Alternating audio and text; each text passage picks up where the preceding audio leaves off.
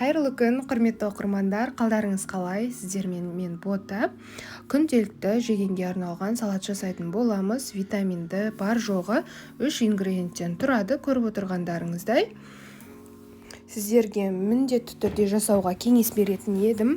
Өте дәмді және қарапайым салат. Үйге қонақ келіп қалған кезде немесе басқа да дастархан түрлеріне қоюға болады. Ең алдымен бізге қажеттісі бұл жерде жақсы қайнатылған қызылша керек. Және де консервідегі фасоль және де аскөктер. Аскөктер өздеріңіздің қалауларыңызша, менде көк пияз және де укроп. Ең алдымен қызылшаны үккіштің үлкен жағымен өткізіп аламыз. Егер де үккіш болмаса, өте майдалап, саломка етіп турасаңыздар да болады. Тек қызылша толықтай піссе, өте әдемі болады. Бір айта кететін, менің каналыма тіркеліп алыңыз, подписаться батырмасын басыңыз, және де жанында колокольчикті де басып қойыңыз. Менде жаңадан видео рецепт салынған кезде сіз өткізіп алмайсыз. Менің каналымда сізге арналған көптеген және де күнделікті дастарханға арналған рецепттер бар. Және де тұрақты салып отыратын боламын, сондықтан да тіркеліп алыңыз. Енді бірден фасольдарды салып жатырмын. Менде бандуэль фасольдары.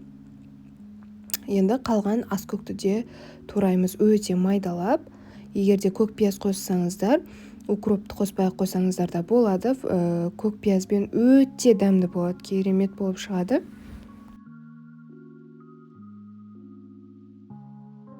Туралған аскөктің барлығын бетіне саламыз салаттың. Енді кезек май. Бұл жерде менде зәйтүн майы, өздеріңіздің қалауларыңызша кез келген майды пайдалансаңыздар болады. Тек өсімдік майы болсын. Жақсылап араластырамыз. Кішкене дәміне қарай тұз салып жіберіңіздер.